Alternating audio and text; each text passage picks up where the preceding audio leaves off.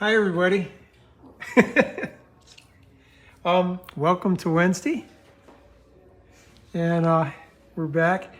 This week, I wanted to address what do you do when you have these very busy scenes, like spring when we got a lot of leaves and they're first coming out, and you can see branches, leaves, all this stuff.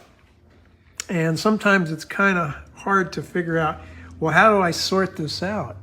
Hi, Carol. The thing to do is just remember what initially attracted you to the scene in the first place. There's probably something about it that caught your eye a little more than all of the other stuff. And maybe a good way to think of it is think of it in terms of a signal to noise ratio. I always go on about Gladys and the pips, but think of it as there's something that's important, that's the signal, and everything else is noise. Because particularly with a scene like this when you're in the woods, the thing that attracted to me was just this big tree that had fallen over in the creek. There was a reflection, and then there's maybe secondarily the red bud, which was blooming in the back. Hi, Mary Helen. So when you start painting a thing like this, it's easy to let your eyes slip back here and, oh, I like that beech, or I like that sycamore. And then you see something over here and something over there, and pretty soon it becomes a little too busy. Hello, Linda.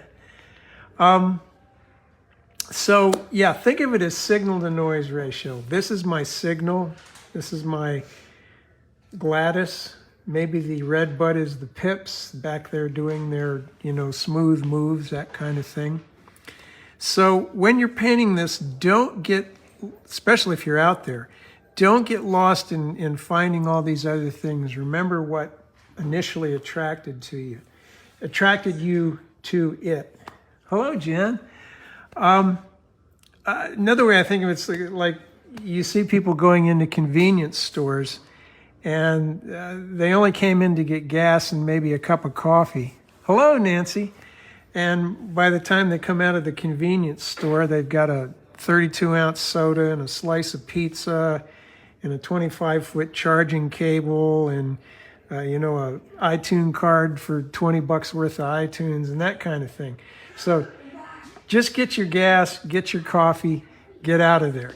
So how am I relating to this? So my main thing is this diagonal of this tree. Hi, Jasmine. So, and also I have some notes that I'm working from here. And if you'd like the notes, I'm going to go through like a little checklist. If you'd like that, just message me and I'll send you the notes.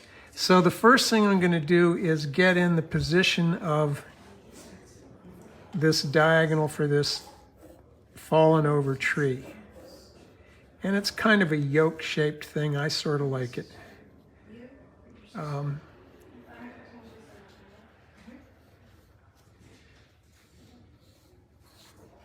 The other thing I like, I should key vertical, key horizontal, where this water is.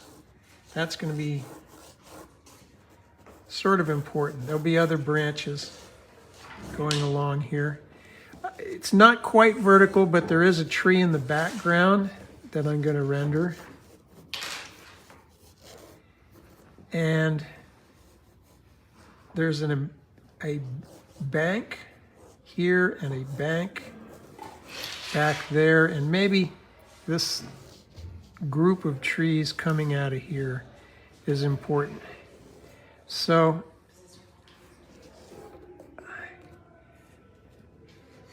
I'm just going to have those basic ideas. Oh, this.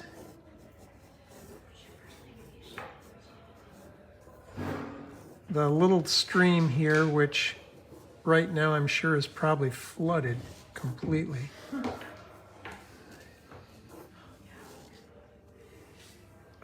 Hi, Jeff. Hi, Virginia. And I'll have to say hello to this new person who's just come in. So I'm drawing very generally here because more of this is going to be painted than drawn. So that is what I want to include for my main objects. These are the things that attracted me in the first place. And I don't want to get lost too much in all of the, well, we're going to go through that. So, how do we know what to render more and what do we know to render less? Best thing to do, whether you're there on location or whether you're looking at your reference, is just squint. And the stuff that sort of blends together, that you render with less specificity. And then the things that stick out still hang there, that you render with a little more specificity. And in this instance, more would be a more specific contour, such as this tree here, or the log that's fallen over. Less specific would be, or no, I'll stick with the mores first. More specific would be things that have a very distinct contour and edge. There's not a very distinct contour to the stuff back here. This has a nice volume to it. The light's falling across it. It has shadow and it has light and it has middle tones. This back here is more of a silhouette. This up here, the leaves are the closest to us, a lot of texture, a lot of specificity of shape. Back here, these things are more smooth. This furthest thing back, the sky, has the least texture. So that's how we think about that. Then a simple checklist that you can go through is sort out what's near, what's far. Those are the things that are going to have the most the near things are going to have more volume. They're probably going to have more texture, and they're just definitely going to have a more distinct contour or specific shape. What are the things that are, and that sort of governs our drawing. The other thing is what is light and what is dark. And that's going to kind of govern the process by which we paint, because we go light to dark. So, the sky is kind of light, parts of the water are kind of light, trees get a little darker, and the shadowed areas underneath or some of the other trunks, that gets a little darker. So we know we're going to be going from general colors to lighter colors to more dark color. Light, medium, dark. Simple enough. The other thing is what's soft and what's crisp. This obviously is crisp. That obviously, the sky and maybe the red bud back there, that's a little bit softer. So I'm going to tighten up my drawing just a tad. I think I'm going to move this over. I'm going to make its right side, its left side, its right side. And I'm going to put a slight slant to it. So,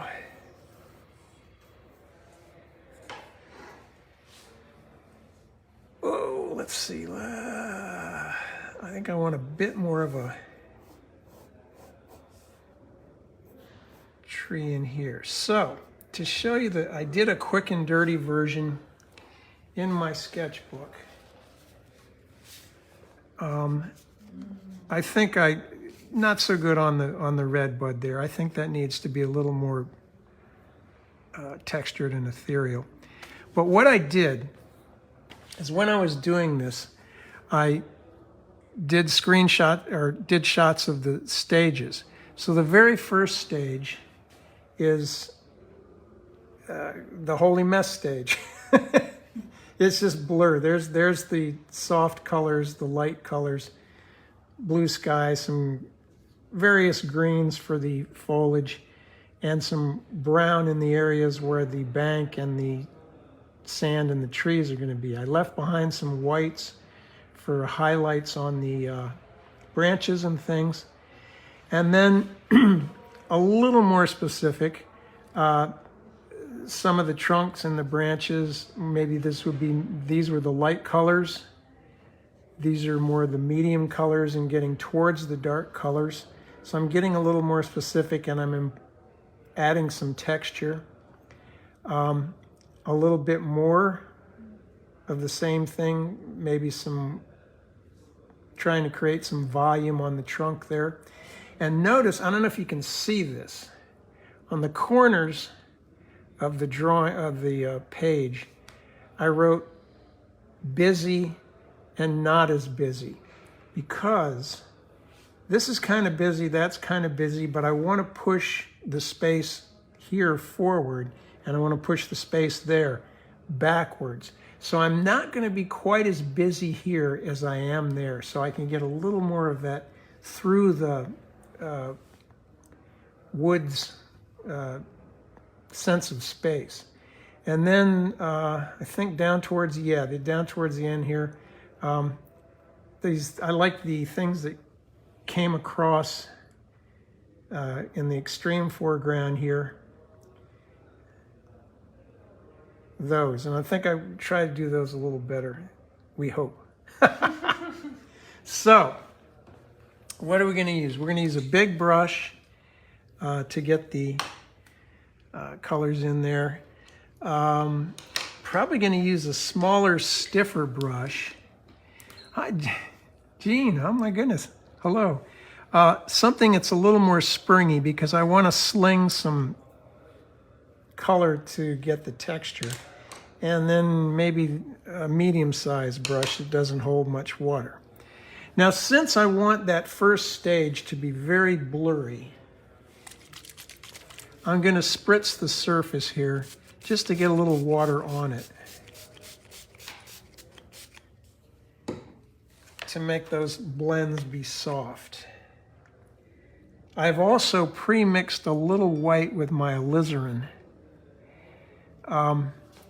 to get a pink that's hard to get without some white.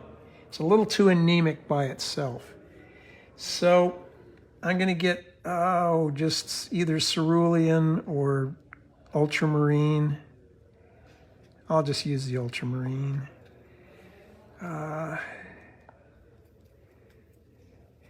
And notice that the sky is pretty much in this area and then down through. So I'm going to put this in maybe a little darker at the top, some back here, and a little bit of water to that as I come down. There'll be some green going in there as well. I don't worry about that because these are darker, right? I also need some of this blue, and maybe I'll make it a slightly different blue.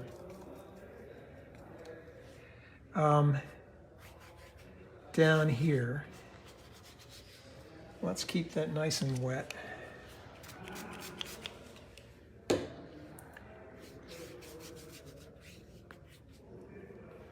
I need some green, but I want a dull green and a bright green. Brighter, vivid green up front. So I'm going into this blue that was the sky. I'm going to put a little bit of yellow. Oh, maybe some turquoise. It's a very bluish green.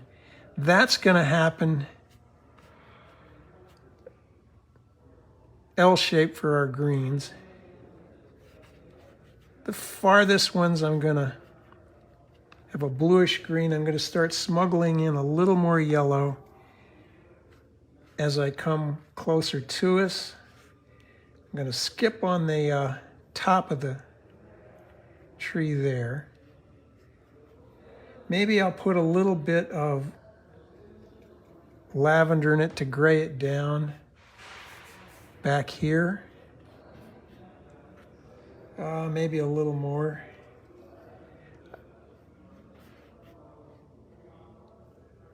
There we go. Now I'm going to start smuggling in lots of yellow into this green up in this vicinity.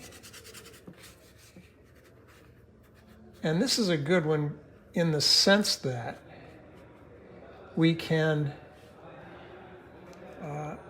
we don't have to get a good, smooth, super clean wash going on this. A little bit of texture is what we want anyway. Now I'm going to get into the burnt sienna. And perhaps, hi Karen, and a little bit of ultramarine blue to get a kind of a grayish brown back in this vicinity. The bottom, let's put a little yellow ochre in that to make it a different brownish color. Leave the top of that trunk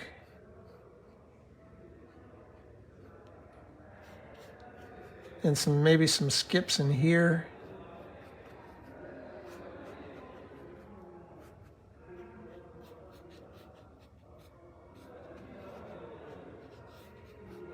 I'm going to put a little more burnt sienna in it so it's sort of rustier colored, or maybe a little yellow ochre too, just to change it up a bit. So I come forward on my bank.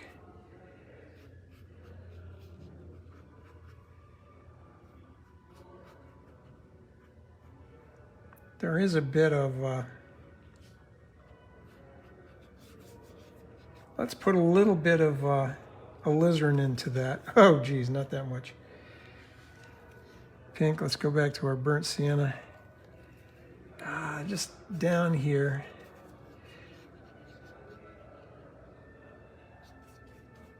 And if it looks like it's getting dry, spritz it a bit.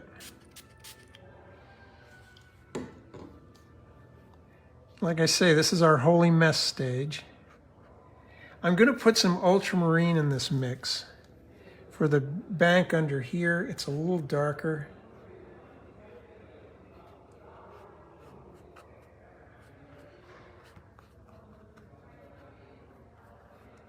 And I think I may put a little bit more of the yellow green. I'll just get some yellow, and the brush is dirty enough to make it green. I'm going to kind of stick that in there. And we're looking for soft edges because what's near, what's far, what's soft, what's crisp. Crisp comes later, soft comes earlier. Let's put a little more yellow up here. And then I want to take a little bit more burnt sienna into that ultramarine blue. So ultramarine blue and burnt sienna, but a little more burnt sienna than the ultramarine blue. And I'm going to make while this is damp, I want it really soft, so I'm going to spritz it. The reflection.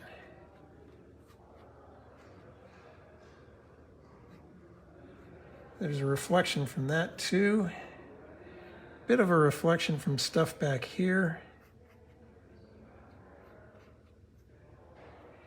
And I think into this blue I'll put a little bit of a yellow green. Let's get some yellow ochre and turquoise because I don't want it to be the same green as up there.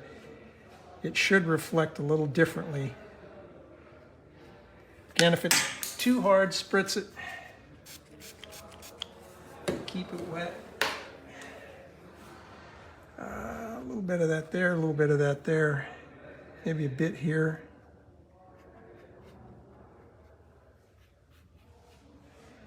So, like I say, should be kind of a mess, a holy mess. Maybe I'll get a smaller brush and be a little more specific with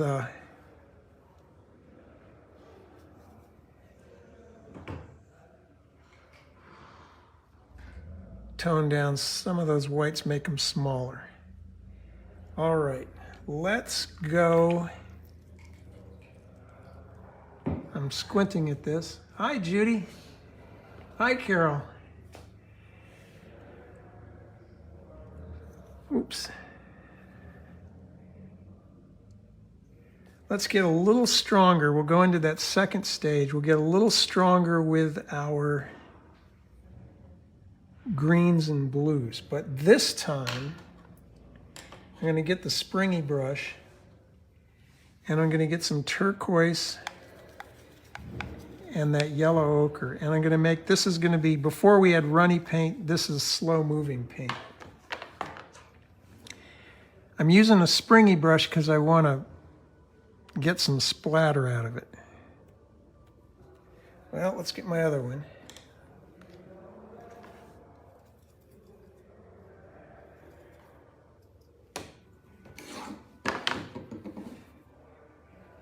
There we go.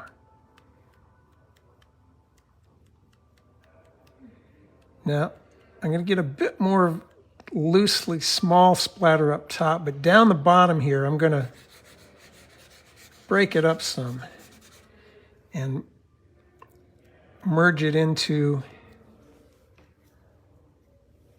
its surroundings. Now you can also, maybe what you probably can't see here is in some places, I'm bending this back and I'm letting it, when I let go, I let it slap down on the paper. And then I'll move it around.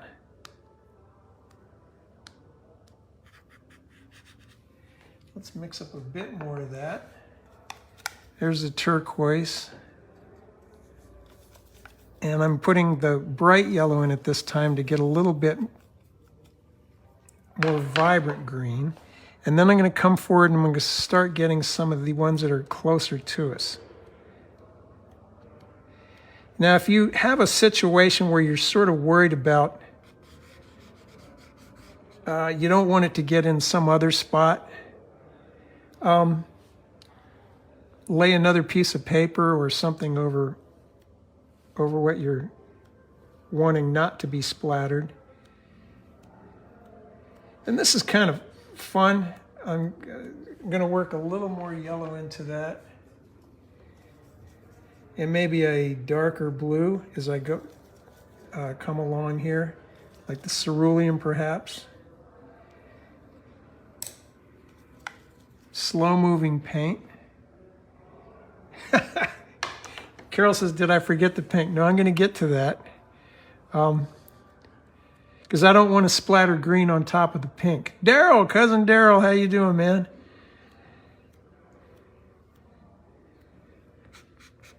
So moving forward in space, getting a little brighter green, a little brighter green.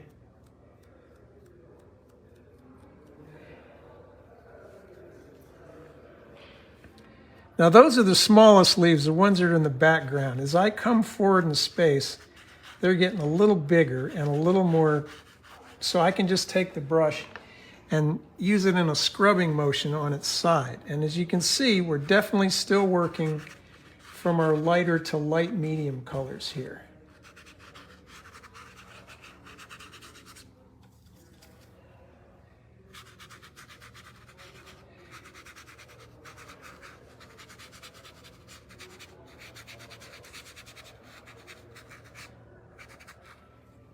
Oh, let's do a bit more splatter. Let's do it with a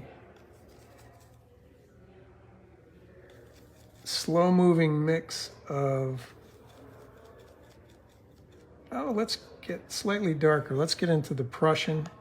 That's our darkest blue. And the yellow. So I'm going to start getting some of these slightly darker ones.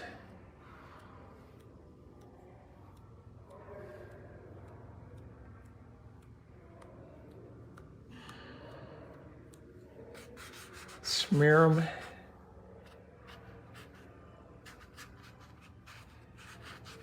Using the side of the brush so I get a broken stroke. Now if you're doing this and you find that it's getting a little too specific, you might want to, again, you could spritz it. I want this to go right off the page here. So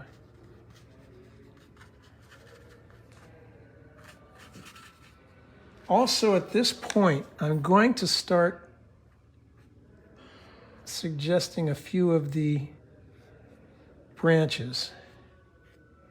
And you'll notice I'm using green. I'm not switching colors yet.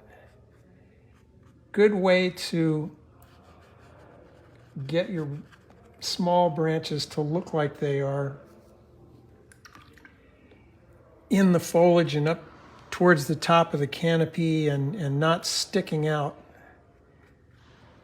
looking like skewers from a shish kebab, is to keep them the same color as the foliage, which, if you think about it, makes sense because that stuff up there in the canopy, the light's reflecting around it. Hi, Jackie. And it's bouncing some of that green onto the whatever the color of the branch or the twig is. So from a distance and in the canopy or the foliage, it's going to look kind of greenish. When we get into these areas here where it's a little more specific, it will look a different color, a gray or a olive or that, whatever you think you see there. So here we go. We're starting to get, there's some foliage down in here too. This is Prussian and a bright yellow, so again, slow moving. There's some clumps out here. A little bit comes down in front of the trunk. Now, I should probably even be doing this with a bigger brush, shouldn't I? Let's get...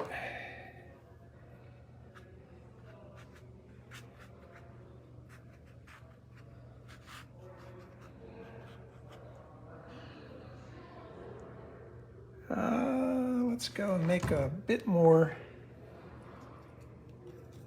Again, this is my unbusy side. Hi, John, how are you doing, man? This is my unbusy side, this is my busy side. So the gray or blue.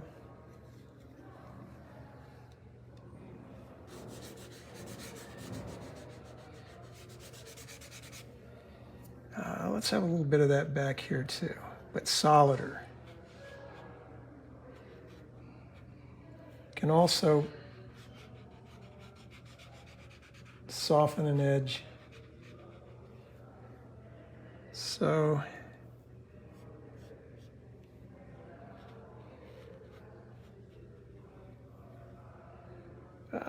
maybe a bit in here, back there. Now, coming down into here, I want to, well, first I want to soften that. This is where I'm going to clean this brush off good. And this is where I'm going to get my pink that I mixed out of the alizarin and the white. And I'm going to splatter that now. And I'm doing the slap it on the paper, lifting it and letting it slap.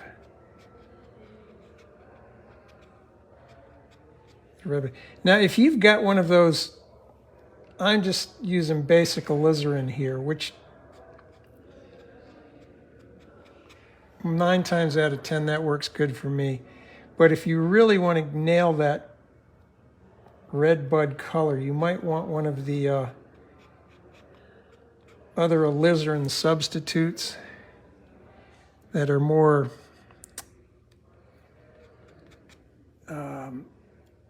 more of a rose color and floral. I might put just one there, and we'll leave it at that for now. Now I want to start suggesting, I'm coming forward, I want to start suggesting some of the volume in the trunks, the things that attracted me in the first place. So I see it going from a light color to a brownish olive color to a dark olive blue color. So a little bit of a blue. Let's see, let's try Ultramarine. And burnt sienna. That's a kind of a go-to. Now that's going to give me a bluish gray, but I want it kind of olive, so I'm going to put some yellow ochre into it. And we're getting a dull sort of army uniform color there. So I'm going to be painting the areas that are the middle tones, as well as anything that's in shadow. So bring that here. I've got some other ones too. They're coming across from various places. I may mix in a little more blue and touch that into the bottom edge here and up in there. So I want to get a slightly harder edge where the light hits and a softer edge where the shadow rolls underneath. There's the volume thing we were talking about.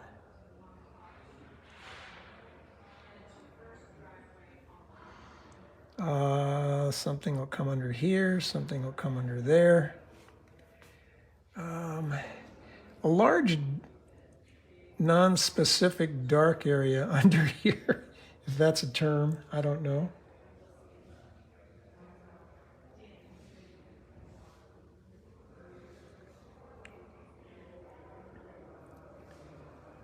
Let's bring a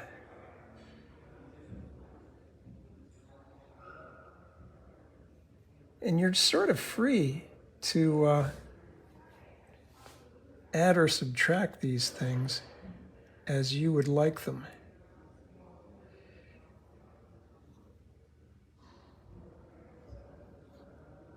Now I'm going to make it the slightly browner mix, or maybe more olive mix. The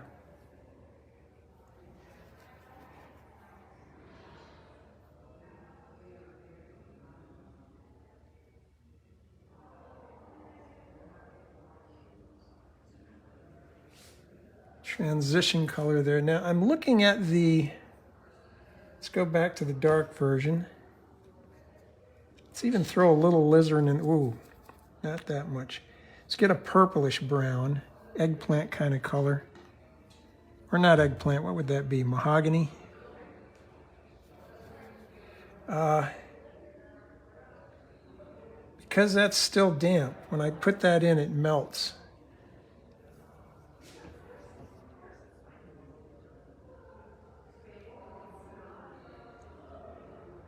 My strongest darks, I'm going to try to render with that.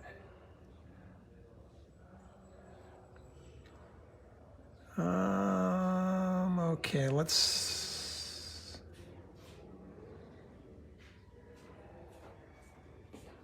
not monkey with that much more. From here, I'm going to take that same stuff, more water and a little bit of blue,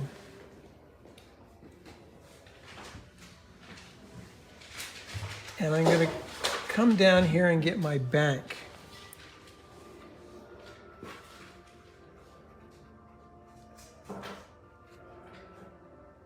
And maybe one corner of the puddle bluer, one corner of the puddle browner. Where you want it to be shadier and darker, put more of the bluish color.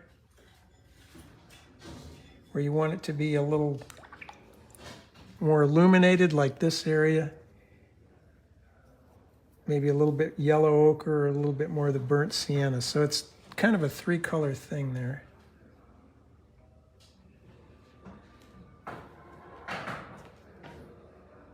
What's that? Now, back here the same thing, but I'm going to use the bluer mix for the far bank. Oh, that's you. Yes, that's funny, that last case. Now, more of the blue, more of the burnt sienna. It's three colors, but if you play around with the general proportions that you're using, you can get a great variety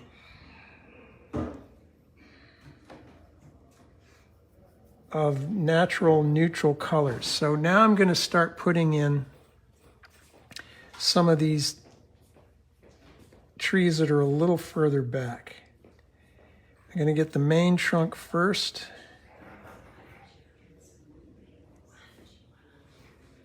It's best, I have to discipline myself to do this. It's best to paint the tree or the trunk the way it grows from the ground up, rather than starting in the sky and bringing it down to the earth.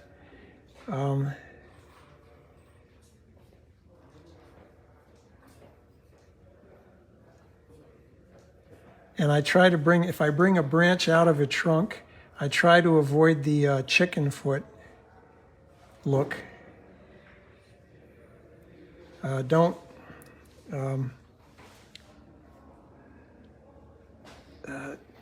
stagger where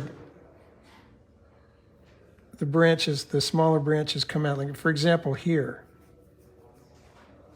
I don't want to bring one out on the opposite side of that. I want to either bring it out down here or up here.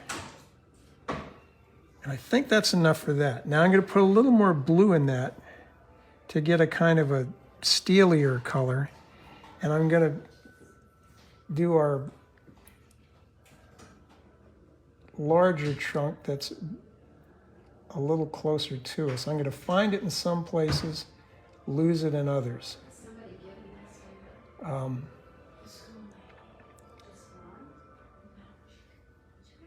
To try and suggest the idea that the foliage is coming in front of the trunk.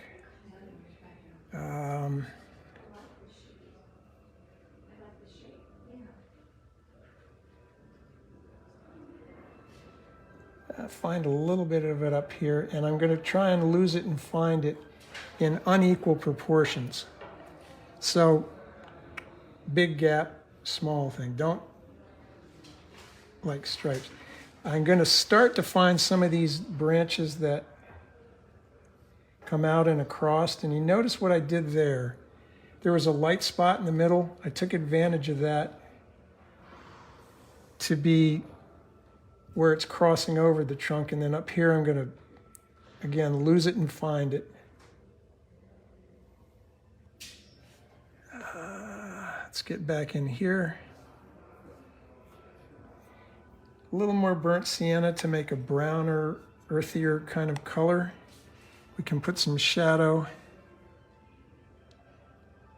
underneath what we're going to try and suggest as a fallen branch there.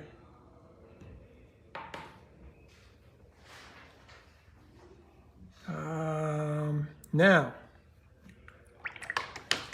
that I've got this a little more fleshed out, I'm looking at it, I'm thinking, boy, I could still go a little darker on the deep shadow, and this is still a little bit damp. More blue, more burnt sienna, a little bit of a alizarin. Oh, let's get more bluish. I'm going to put some turquoise in it.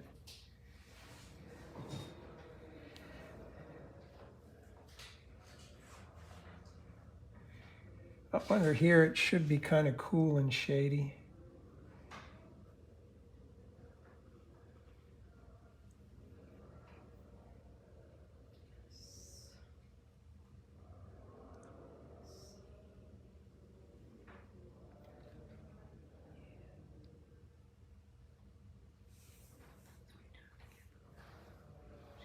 Now, let's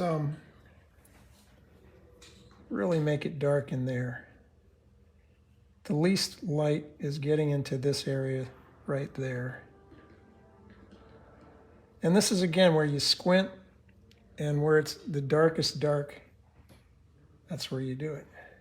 Now, it's probably a little bit dry down here, so I'm going to spritz it a bit. where the reflection will be. And I'm going to take some of that same mix, maybe with a little bit more yellow ochre. And I'm going to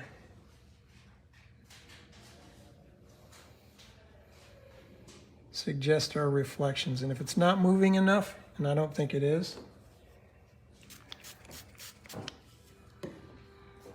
alternatively, you could, there, see there's enough water on the surface that the reflections can swim.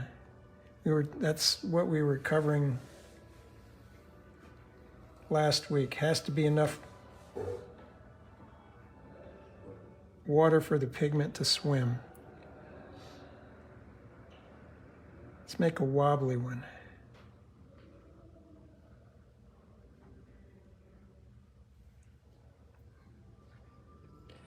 Now, out here where it's a bit drier, I'm going to suggest the wet edge of the sandy, stony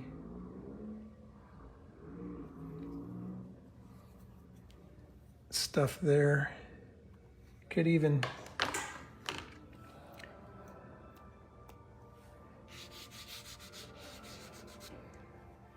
that. Now I want to start thinking about how do I want to finish this up. And that's pretty much going to boil down to these leaves that are coming across from the front and a little bit more delineation on the closer ones. I also think I want to darken up parts of this trunk as it disappears into the shade there. And here, right in the lighter spots, I'm going to just do some thinner lines to hopefully, here again, more texture. This tree has been down for a while and all the bark is gone and it's weathered quite a bit. So I could take, let's really soften this area. Yeah. I want that to be very blurry because it's just a reflection. Smuggle a little green in there too. We have some green left over here. And it can swim because there's water on the surface. Now, let's dry this.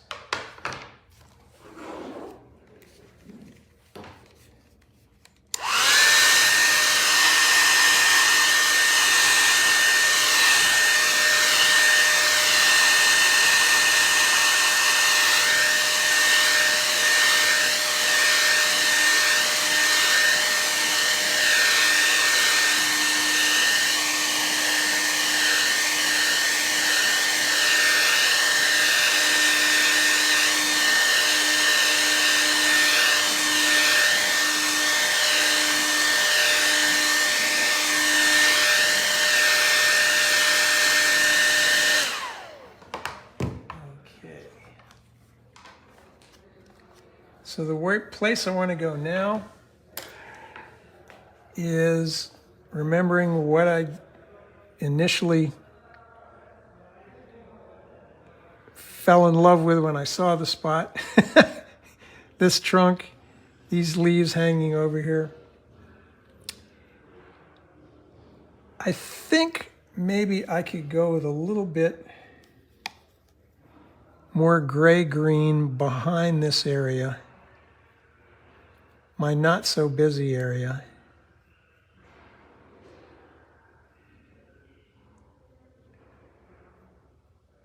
And perhaps just a few more pale branches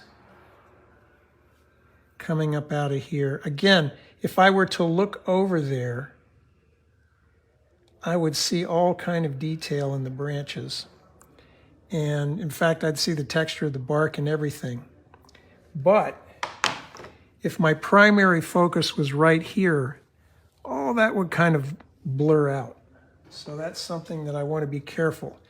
not to get too busy here, but get much more busy here. What else can I do? I think I'll get into the bright.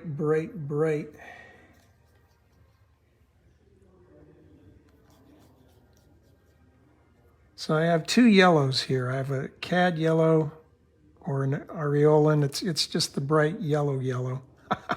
And then I have it looks brown, but it's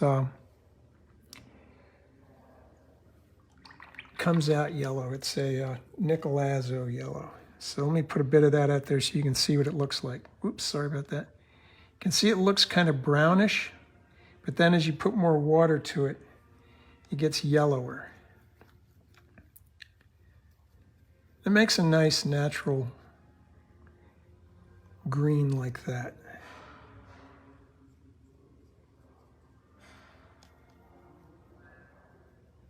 Now,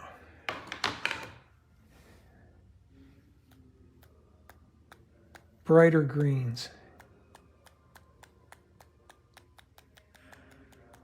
Smear them, splatter them. They're going to be in this quarter of the picture because that's closer to me. Try not to get them back there.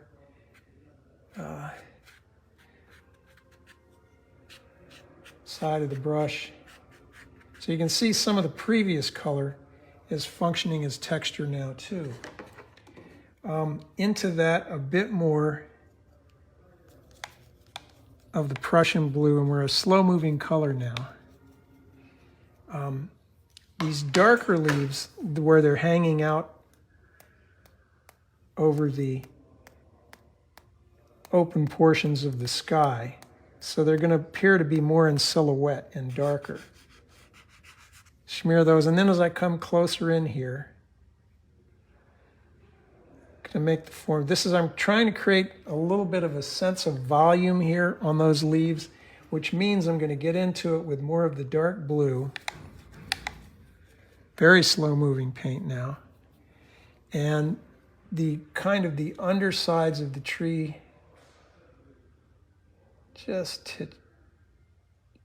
clumps of irregular shapes, squinting again to see where I see them. Working off the side of the brush to get a broken shape.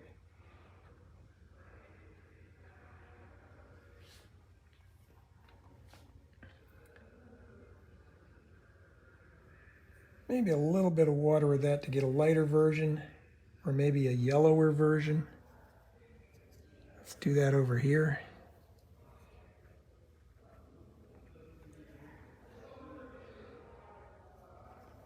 Okay, the important thing is where it is and how big it is. And then I'm letting this, using the brush this way and the smearing to get the irregularity of the shape. If I were to sit there and try to paint individual leaves shapes, I would have a tendency, or at least I do, maybe you don't,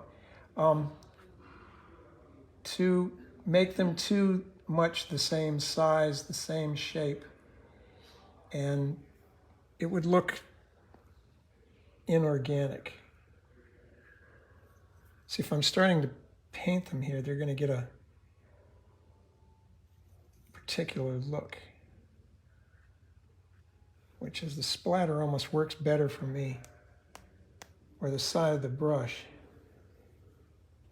than if I try to paint individual leaves. So, coming down here, we're getting a little darker. Some shade underneath. I'm going to put some ultramarine into this mix to get a bluer green. Again, still fairly slow moving.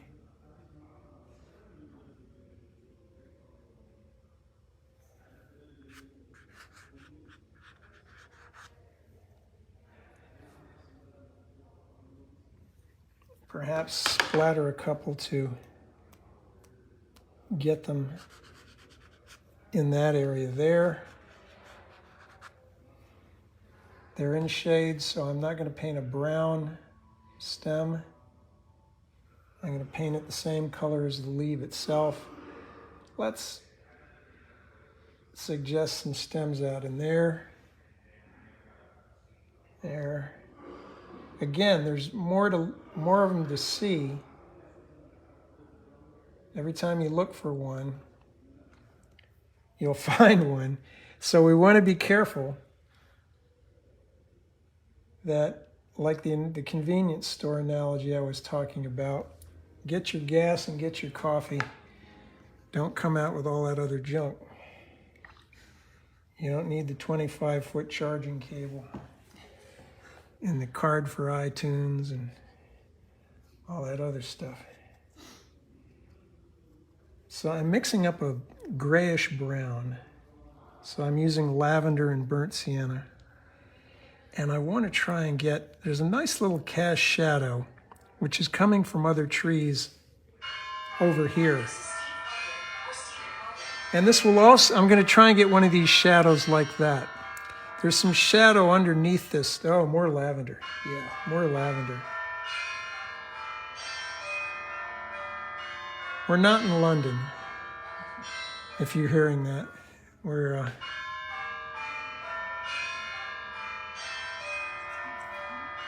That's somebody's phone. I guess she's not in the room.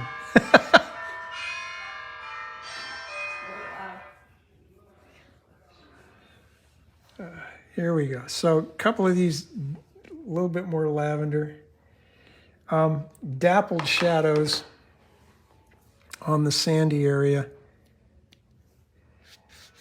to try and suggest some of this foliage is creating a pale shadow on the sand there. And it lets me define the contour of the ground there. So it's helpful in that sense. Put a bit of that back here. A bit more darkness.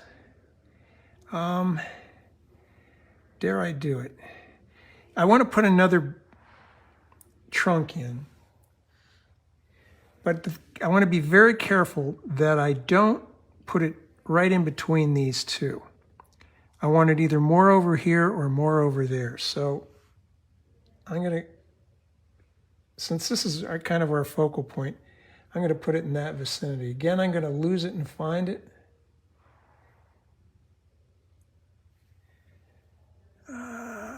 Okay. Let's just put a few more.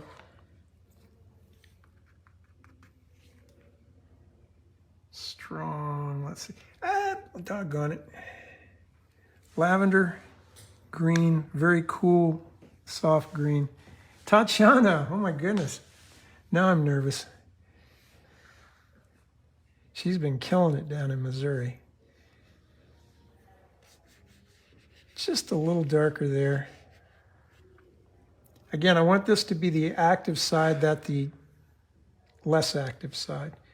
Active, inactive. So, all that remains now, I think, is this branch that comes across with the bright leaves in front. I'm looking. Oh, I think maybe I'm going to put in some more bright dark greens.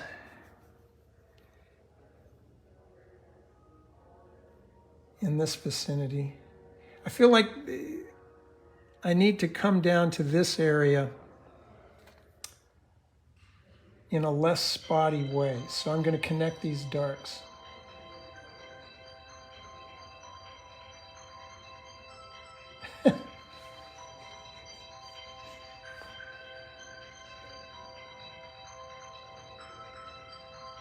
I guess I don't have a mute, do I? So, for whoever's.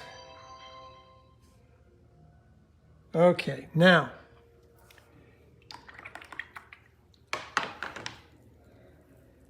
First thing I'm going to do is paint this. Notice that there's a lot of darks and lights in this area. And I'm generalizing this. Why am I generalizing that?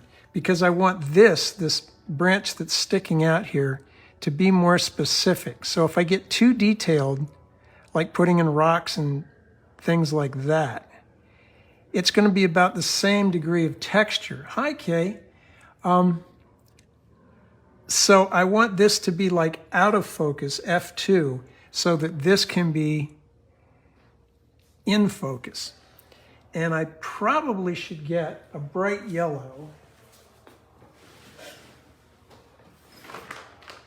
clean right out of the tube, because the yellow in your palette will generally get adulterated with blues or other colors. So you can't get a good, strong, bright yellow. I'm just going to go right into the tube with the tip of the brush and maybe get a little bit of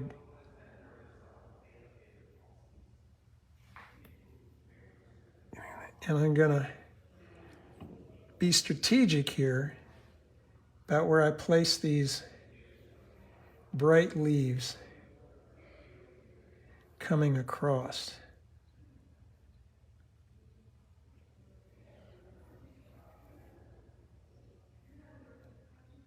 Squint and see if you can discern a pattern. But the thing you want to do, even if you don't see a pattern, is you want to make sure you don't equally space them like the pepperoni on the pizza. You want them clumped together, some small, some large.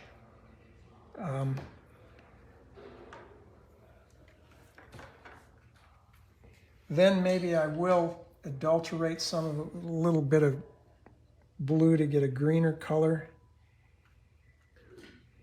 If you can stick a light color over a dark area, that's always a good thing.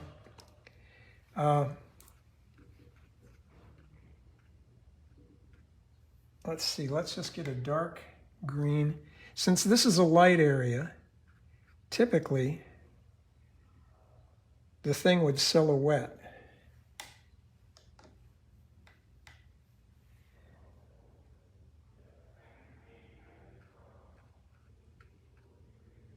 And then I'm going to draw the stem in. I've got an angle like this, an angle like that. I don't want to duplicate that angle. I want to go a little steeper.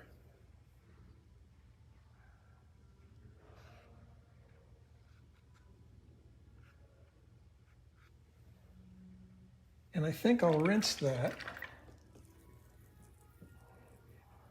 Get it clean and get a couple more yellow ones. Bright yellow.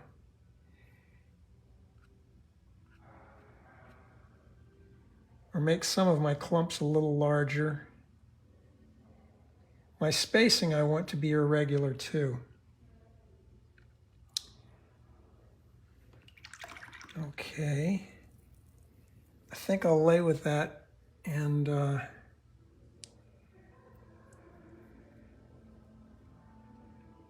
add some dark accents. I like the word accent better than the word detail. Maybe I'll make some light, I will make some light accents. I'm going to take the wet brush. Oops, sorry about the earthquake. I'm going to pull a light, something like that, to kind of draw a little more attention. So I'm going to do a lift. You notice as I do that, I'm pulling paint off of the dark area, and I am moving that paint over a light area to give the illusion of a branch going across here. So now I can get back into something dark here. Ultramarine and burnt sienna, and then continue it into an area that's over here. How about I put one over there? So dark over light, light over dark.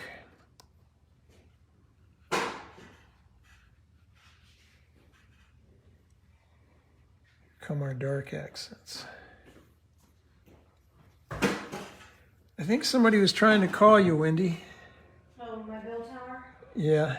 Sorry. I had to change it. I had it really light. I couldn't hear it. Well, hopefully it's not your insurance guy. So I'm just putting a little more detail in that. Perhaps just a bit more under there where it disappears. And then a final light accent on, oh, dare I do it? Let's peel before we do it.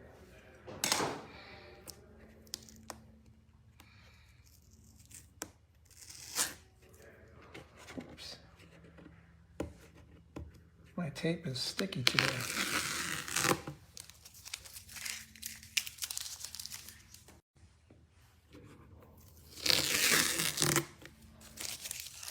Jill, hello.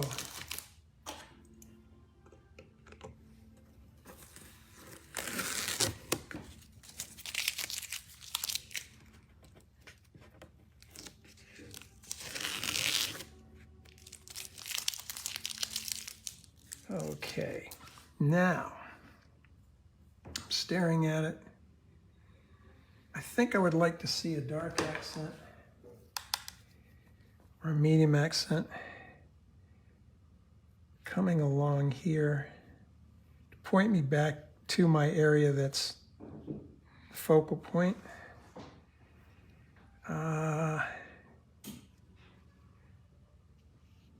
Bit more dark under there.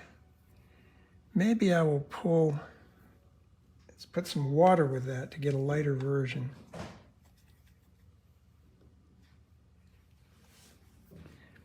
This trunk I'm going to suggest comes down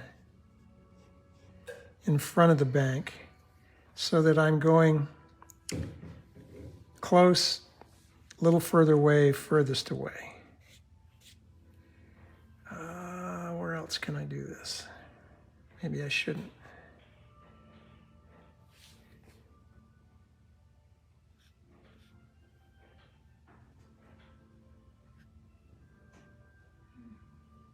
I think the last thing I want to do is some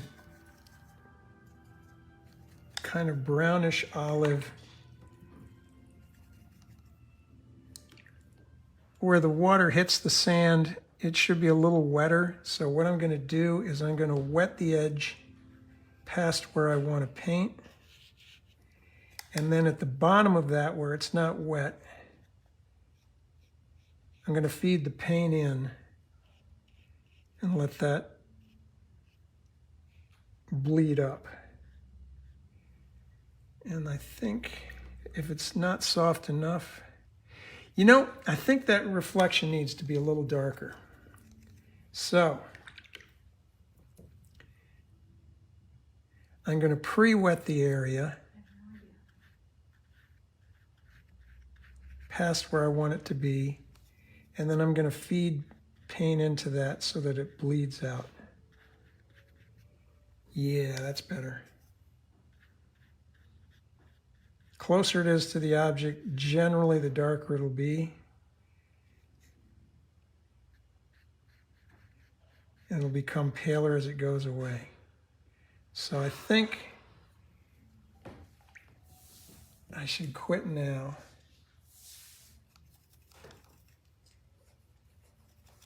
Let's have a little blue under that. And the reason I'm doing that is I want to sort of frame those yellow bits. Hi, Ross. Hey, John, how's it going? Good. Okay, so that's what we're going to, hi, Shelley. That's where I'm going to leave it and look at it. I might add a few more dark leaves up in here, but better to do it later than stick it in and wish I hadn't.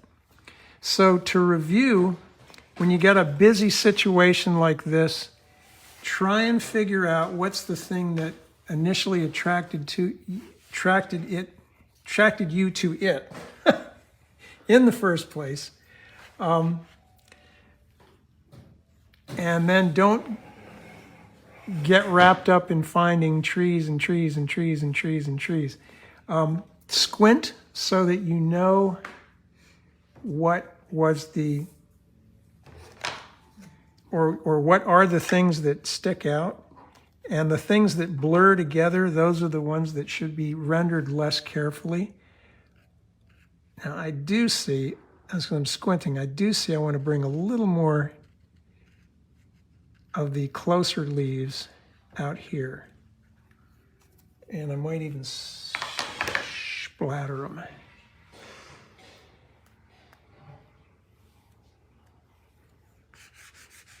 Just trying to bring this area a little bit further forward.